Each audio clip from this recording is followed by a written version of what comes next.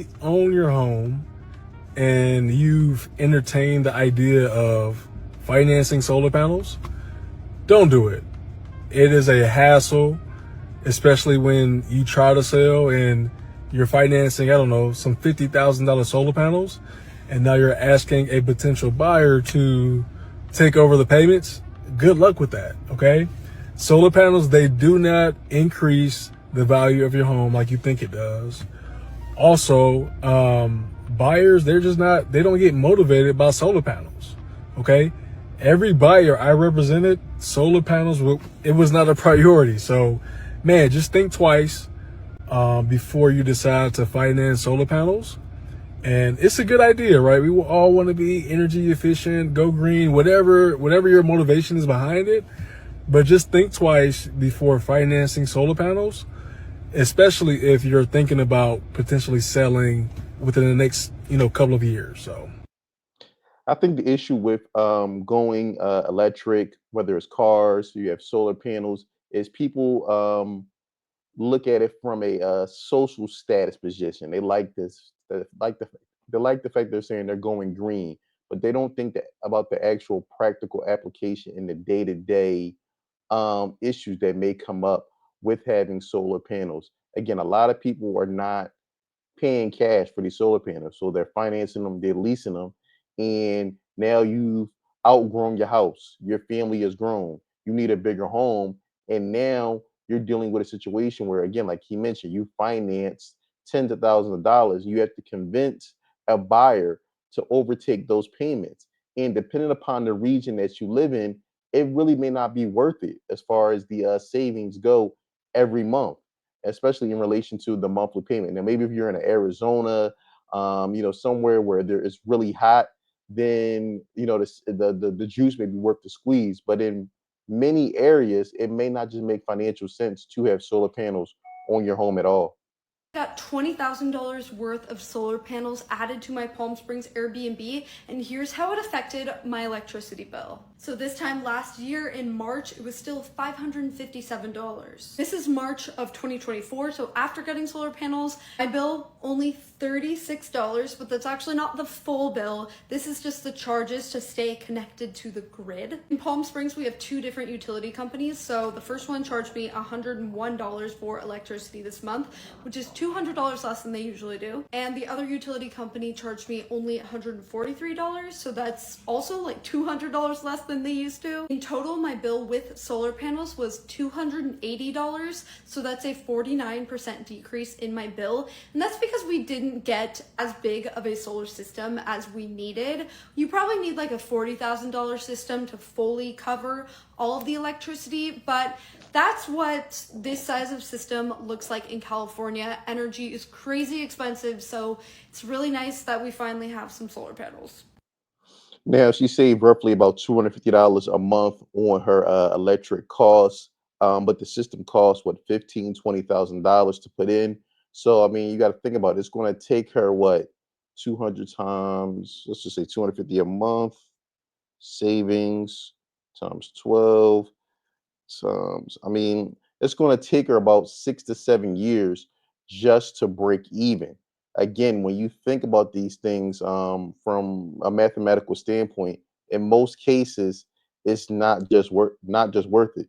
Number one, you're financing the cost, which is going to come with potentially interest, and secondly, and which is the biggest con that I see with these solar panels, you might not even be living there.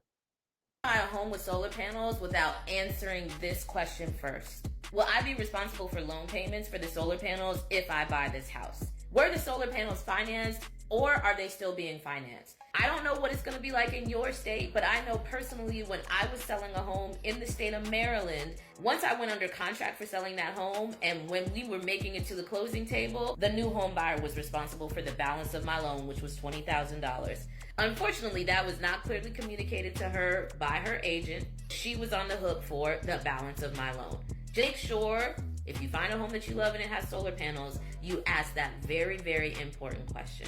If you found this helpful, click that follow button. There you go. Again, if you're buying a house with solar panels, make sure you ask who is responsible for paying off the balance. Stitch this if you've ever done something extremely expensive to your house that you now regret. I'll go first. The thing that I regret the most in doing is these goddamn solar panels. This was the worst thing I could have possibly have done to my fucking house. Oh my God. Now we're going to turn this into a story time too. Let me tell you why it's the worst thing. As of right now, half of my house has I shouldn't say little. It has no electricity whatsoever. I don't know how they did it, but these solar panels and the battery from it has just blew my circuit breakers in my house. Just blew them completely. So, and it's a Sunday, and the company that the solar panels came from, no one's available to answer the phone. So now I'm sitting here. Let me know if you want a story time about all the other bullshit that I've had to deal with when it comes to solar panels. At this point, I don't advise solar panels. Just pay your electricity bill. If we end up in the dark, we just end up in the fucking dark. Get some candles and some flashlights, because it's not seeming worth it, you guys. Don't waste your money. You really got to make sure that you think these things out.